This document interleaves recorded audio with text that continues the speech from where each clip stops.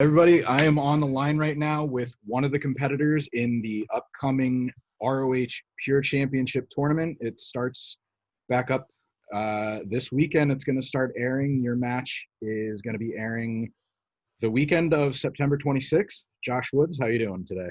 Hey, what's up, man? Dude, thanks for having me. This weekend is Jay Lethal, Dalton Castle, and Jonathan Gresham, Wheeler Yuta. So yeah, man, I'm looking forward to watching that. Like, it's really cool, man. We're kind of doing something that no other company is doing, or even like talent doesn't do. We're gonna try and watch it live with as it gets released, and we'll do like a Q&A with the people that are in the tournament, which I think is really cool. So fans can all watch it at the same time we're gonna watch it, and interact with us and like do live Q&As and stuff like that. So I'm really looking forward to doing that because I haven't seen these matches either. I mean, I only know the ones that I wrestled in, and so it's gonna be really cool to watch them as they're happening, and I'm pretty excited to see how that turns out. Now, is that something that's common that, when you go to a taping, you don't watch the other matches because, you kind of work and then you're done, get showered up and, you have your own routine, or is this just something you did for this tournament? Normally when we do a taping, we have, the talent that's on the show for whatever taping is. So let's say it's a Friday, Saturday, Sunday loop. All the people that are on the loop will be there. And then, people will be putting their matches together, or they'll be done and they'll be going over with the agents and stuff like that, trying to get feedback and so forth. But this time, because we were in the quarantine, we were in the bubble, it was a very different layout.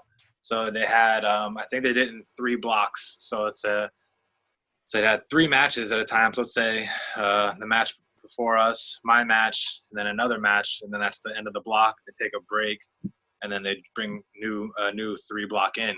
So either people could stay, or they would just go back to the hotel because the commission was limiting how many people could be in the venue at once.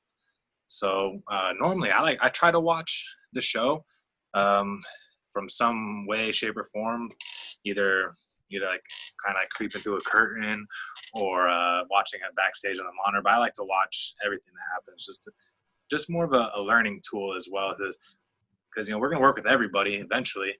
I like to be able to be familiar with what everyone is doing, and also just kind of just watch and enjoy.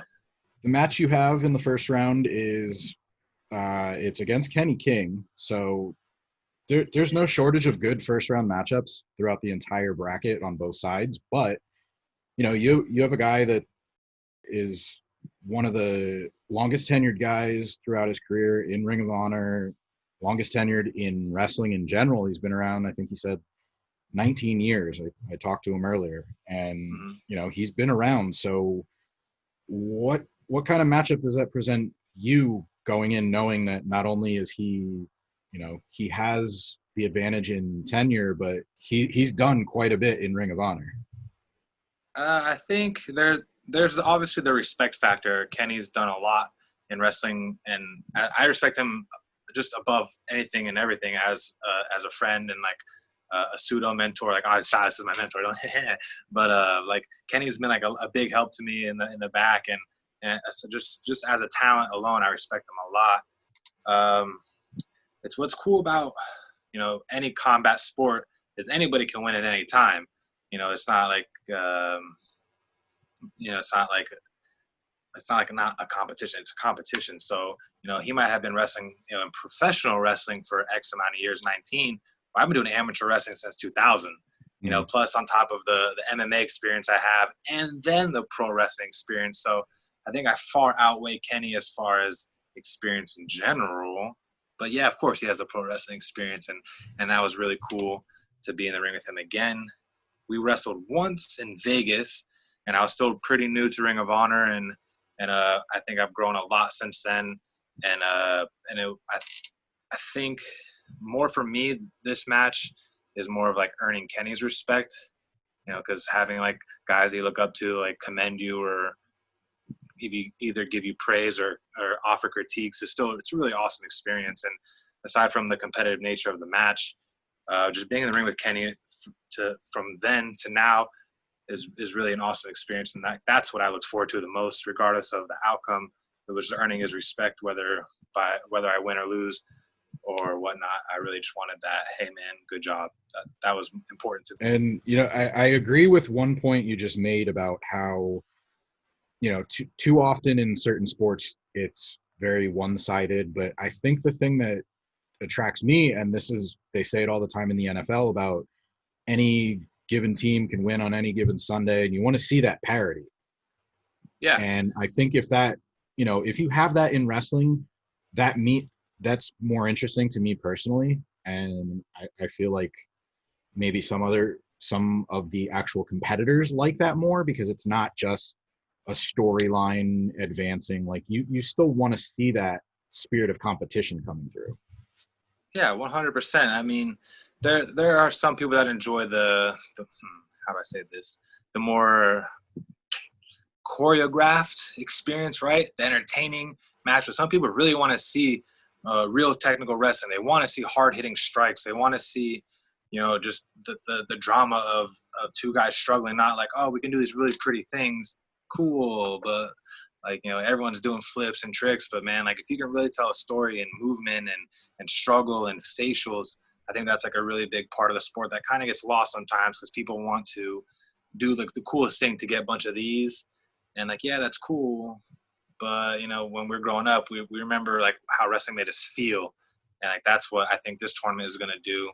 It's going to show, it's going to bring that classic, real, pure style of wrestling back. And people will be able to feel like the struggle because like the rules are totally different and the styles are very different as well. And I think that's going to be a big, a new breed essentially of what Ring of Honor will be about going forward. I think it's really interesting that, not like it's a bad thing, but we're kind of like hesitant to say like, okay, we want this wrestling, but it doesn't mean that we dislike this other wrestling. It's just right. You're attracted to this one style, and I can relate because what today's wrestling is generally seen as one thing, but then every once in a while you see that one match that really stands out. And I'm just going to use one as an example. It was I'm trying to think of I'm thinking of his NXT name, but Danny Burch, Martin Stone. I saw him in Gainesville at a Fest wrestling show, and I mean, he just beat the shit, like no pun intended. Like if they didn't actually like each other, I would have believed it. And it was like, you see all these like flips and hardcore matches, but then you get something like that. And I feel like maybe the Pure tournament is where people will be more accepting of that style and maybe even find another style that they didn't know they liked. Yeah, man. I mean, so I spent a lot of time with Bill DeMott when I first started wrestling, and I love Bill, and he was an awesome coach, at least for me. Like, I really enjoyed his style, and he had this saying where, like, different guys would come in and work with us. Taker would come in or Cena, and they would just kind of talk or whatever. And you're going to learn a lot of things. You're going to be exposed to a lot of things. So Bill would teach us one thing, and then we had Norman and Robbie and Billy at the time. So it's like, well, he's teaching us pistachio, but Billy's giving us chocolate. And they're both great flavors of ice cream, man. It's just a matter of what you like. And, hey, one day you might be really into strawberry, but tomorrow you could be into cookies and cream. So I think that's what a lot of wrestling is, man. It's pretty much just a big plethora of here are these different flavors. It's just cool to like all of them. You only like some, you don't like some. I think that's kind of how wrestling is. And I know what I like, and I try to present what I like and what I watch into my body of work. Yeah, I think that's something that people not only need to be more accepting of, but maybe sometimes need to remember that it's not about your style of wrestling being better. It's just, everybody likes something different, and just watch what you like instead of worrying about which one's better. Yeah, man. I mean, I think everyone's got a preference, and it's cool, but that doesn't mean like one style is like reigns supreme and one is like, that's crap. It's just preference. This was when you were still in developmental, right? When you were talking about NXT. DeMott. Okay. Yep. Your amateur wrestling career was at UCF, and he still lives in the area. So I know he does a lot with the campus police after his daughter passed away. Yeah. We try to stay in contact, but as far as, like training, we don't have like a training relationship anymore. But, Bill's always there if I need like to talk or advice, or if hey man, could you watch this match and tell me what you think? Like, Bill's always available for that, which is really cool. And says a lot about him as a character and person. So, I mean, guys like that, Adam Pearce is the same exact way, Norman, Billy Gunn. So having those resources is really incredible. And I don't think a lot of people utilize those type of things where, hey, man, well, I know my match was good and they don't want to learn. But, like, I always want to learn. Like, please tell me, like, what I did bad so I can improve on it or try this instead.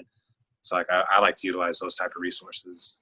So I wanted to jump back into another guy that probably had a big influence on your recent career is Silas Young. You've been teaming up with him as two guys, one tag. And we talked to him last year, and he was saying, he went to the office and said, you have a lot of potential. He requested working with you. It seems like you guys are gelling, and it seems like it's a good fit because you have a collegiate wrestling background. You have that sports background, and he's more character-based, if you want to look at it that way. So he talked about seeing potential in you. So, now that you've been teaming for about a year, can you talk about, the influence or the effect he's had on your career so far?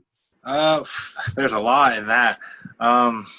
Yeah, Silas, he's a really technically sound wrestler. And I think a lot of people kind of overlook that because he presents it in such a rough, aggressive way. But, like, I see him do stuff, I'm just like, yeah, man, like, I love that. I love watching it and, like, watching it because, like, I like that. So I'm thinking, like, man, like, well, if I think of this tag move we can do, it'll work, and the different components of our styles will mesh. And he's taught me a lot. There's you can watch a lot of wrestling and, like, you can pretty much start a formula. Like, the different companies have, like, a different style. Like, people are conditioned to expect a certain style from WWE, from TNA, from Ring of Honor, just a style of match. So I think, with Silas, he's taught me a lot about, like, the Ring of Honor style, which I think is what makes our company a little bit more unique than a lot of the others. And I've grown a lot, and just putting matches together or thinking of ways to fit certain things in. He's been a really great mentor as far as that goes. Personality wise, I mean, hopefully not a lot of that rubs off on me because, like, I don't like being grumpy or, like, miserable. Like, Silas is always kind of grumpy about something. And, like, I'm like a little puppy, man. I'm like a St. Bernard puppy. Like, they're really big. Like, they want to play, and it's like, well, you can't help it. They're big. And, like, if they bump on you, well, you're going to move. So, like, I'm, like, grabbing Silas. Like, come on, man. Like, let's do some stuff. So he puts up with me a lot. And, like, I love the dynamic, man. And I think you get a lot of guys that start out with a similar background that I have, and they kind of get pigeonholed into, oh, well, you're this badass MMA wrestler dude, be serious. I'm just like, have you talked to me? Like I'm not, like, a real serious person. Like, the guys I train with in MMA, like Seth Petrozelli, that guy, man, he's a complete jokester, but dude, he had, like, one of the fastest knockouts and like 8-second or 13-second knockout against Kimbo Slice, and that's a bad dude, but, like, we goof around all the time. I think bringing that element in with Silas has really helped me to kind of grow and be comfortable, because that's more how I am. Like, I'll flip the switch when I need to. Like, if you want to get an ass whooping, you're going to get one. But I'm going to have fun doing it because, like, that's what I love to do. You guys have teamed up for the better part of a year, and I think it's interesting because you're going back to being a singles wrestler, at least for this tournament. So as much as we talked about, skill set parity and, that side of it, do you feel like, anything that he taught you or maybe influenced you with, you're going to have a proper chance to really display as far as the lighter side of your personality? I ask because the pure style, the rules, it's very, it's very set. It's very, yeah, it's regimented. It's very set. So you might not have that chance when, it kind of sounds like you do want to do that. Like, I like the rules, man. I like following them. I know Silas tries to get me to bend them sometimes. And I think, like, and I don't mean to bend them when he's, like, doing certain things. And I try really hard to maintain, like, that real, like, I love the pure rules. I think they're great, especially being, like, a submission guy and a very technical wrestler. I mean, there's ways to you can kind of bend the rules a little bit. I mean, I've done it, like, in college. Like, I was kind of a jerk sometimes in wrestling matches, but I think that helps. But no, I'm trying to stay really, really straight edge with, like, bending rules and, like, letting his influence as far as like dastardly and underhanded tactics, I'm trying to not do them. But they're in the back of my mind. I think about, I'm like, well, maybe this would help. But like, no, don't do that. It's like you got a little Silas on this side and then Josh over here. He's like, hey, man, do this. He's like, no, dude, tell him you're good. Like, all right, bink. So like the influences are there. I just try not to give in to them. No, I'm honestly looking very forward to the tournament just because I didn't watch Ring of Honor when it was still an active championship, and I'd always heard after the fact, like, I feel like I kind of took this like this leave of absence from just being a wrestling fan, and it seems like something that works, and I still don't really have a real answer as to why it went away. It was just explained like, oh, they're merging the titles, but you have the block format, and it kind of speaks to the New Japan stuff. You have the Code of Honor and the handshake, and that was kind of the first thing I knew about Ring of Honor. And then you have time limits. Every company back then, like WWE and NWA, had TV time limits. So I feel like it should appeal to a bunch of different fan bases, and to somebody like you who has the amateur wrestling background. Where, I mean, do you feel like you have an advantage going in just because you're used to the tournament format and the rules? Yeah, I mean, I'm like, I thrive on like pressure. Like, I've wrestled in tournaments in college where I've had like 7-8 matches in a day, and like, I don't know if you've ever like played sports or competed, but dude, like competing 8 times in one day is a lot. Like, it's just mentally draining as far as physically. So I think that alone just kind of, I'm used to that. So I don't crumble under pressure like a lot of people do. I had to wrestle back-to-back matches. So that was hard. But I mean, you prepare for that mentally. Stylistically, as you're saying, it was taken away. The Pure was taken away. Now it's back. I think the sport has evolved, and there's more people getting into that style of wrestling, and Ring of Honor will always stay true to its roots. There is like that super aggressive style that guys like Brody King bring, and the Briscoes. But I mean, there's also the guys like Brian Danielson, who laid the foundation. Where now Gresham is really bringing that back, and he's kind of bringing it more to light, so guys like myself can really shine under that spotlight. But I don't think it will hinder me when in my tags with Silas, because like I'll still be able to do the things that I'm really good at, and then with his style meshing with mine, that's really where our success has been. It's not really one-sided or the other. It's just two very different guys doing really well together. Two guys, and we're one tag.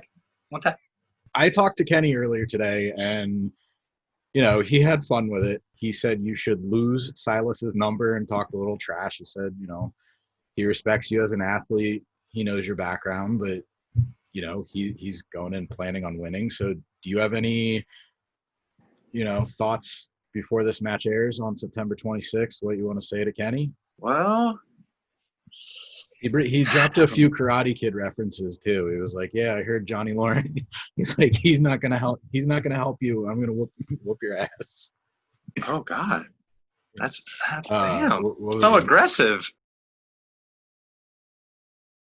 Well, I mean, before it airs, what I would like Kenny to know, or what people should know, is I came to fuck shit up. Straight up. Like I didn't enter this tournament with hopes to just make it in. I entered the tournament to win it. So eat shit. No, I'm just kidding. Nah, man. Like, I mean, he wanted a competition. That's what he's gonna get, and that's what people are gonna see. And they're not gonna see the same old stuff from either one of us. And he's gonna work. He's gonna work. That's for sure. Good. He's gonna learn.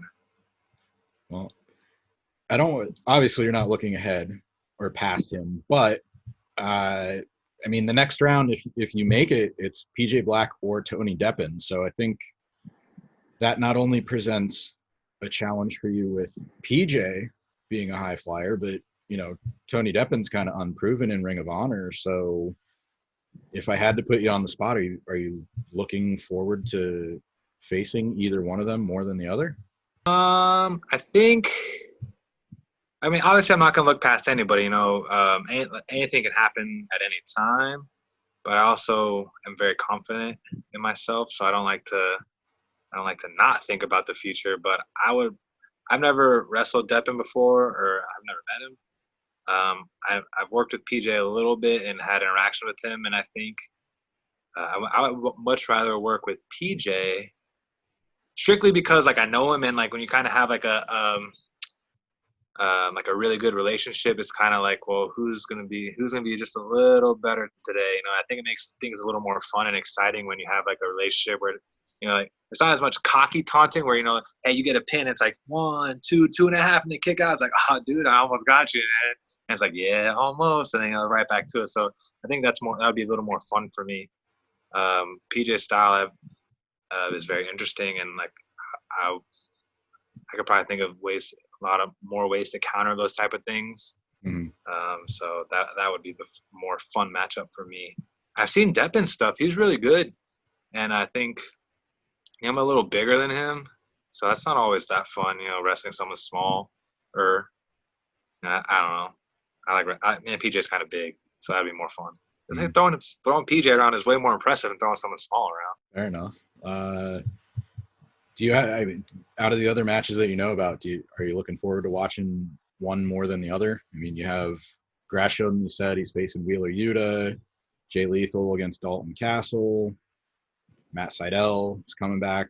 He has Delirious. So there's a ton, like every single match presents something different in the first round of the tournament. So obviously, I'm a big Jay Lethal fan.